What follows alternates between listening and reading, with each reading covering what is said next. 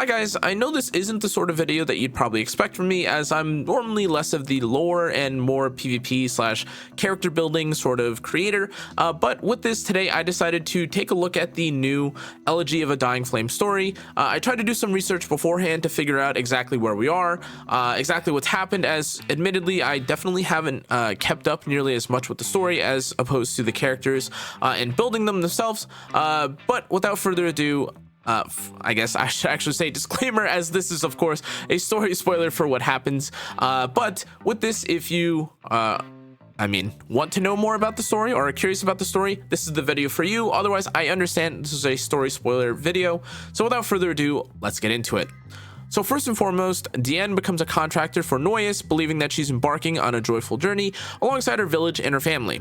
In reality, Noyes, who's the spirit lord worshipped by the Dark Elves in episode 5, is entrapped on Eurasia due to a mana barrier and is looking for a contractor to project his power onto the episode 1 continent.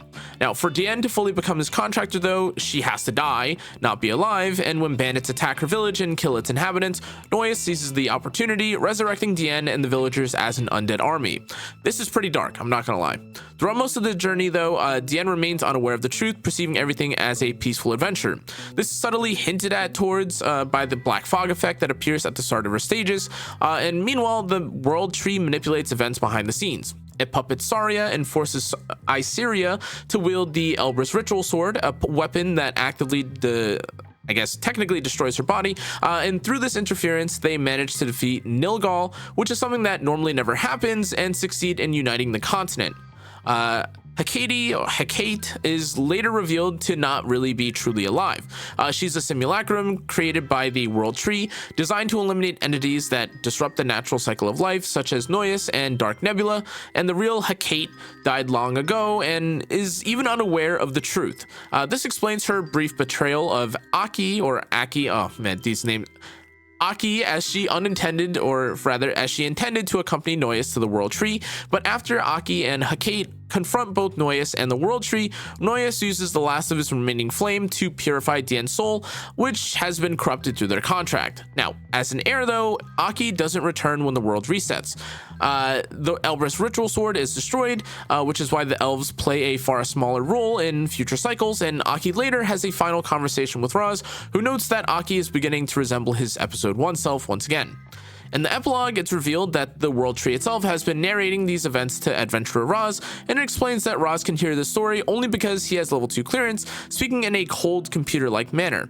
Raz gained this clearance during the arena storyline, but as with all arena participants, this memory is erased, which is honestly a pretty cool shout out, as we haven't seen much about the arena or talked about the arena story in quite a while, but then the World Tree wipes Raz's memory of the conversation entirely, which is kind of cool, honestly, kind of like a mind erasure or like a never-ending loop sort of thing. But yeah, that's effectively, from what I understand, what happened in the upcoming story the current story when it comes to E7, which is a great story.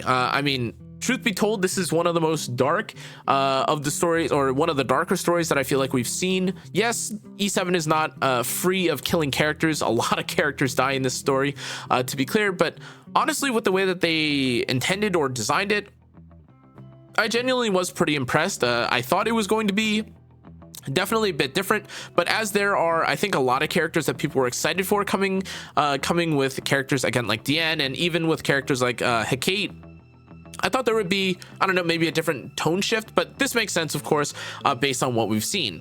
That said, I also think it's really cool that they gave a few callbacks, or recalled a few of the other storylines. Again, things like Iseria making a return with the Elbrus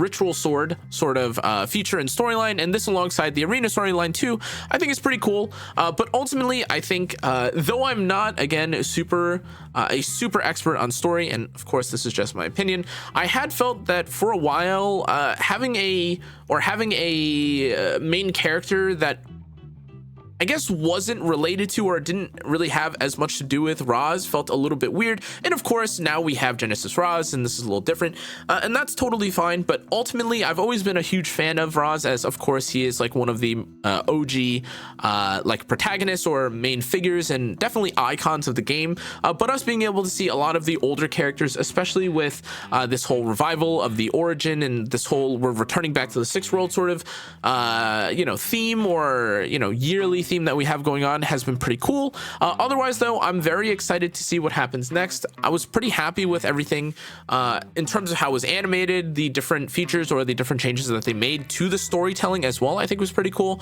but I apologize again. I'm sure there are people that can dissect a billion different details, things that I may have missed. This was just my initial impressions. What I feel like, as far as I understand, is fairly similar to or what actually happened in the story. If I missed something, I apologize, but yeah, this wasn't supposed to be a super long thing. This is just my recap of what I understand happened in the story.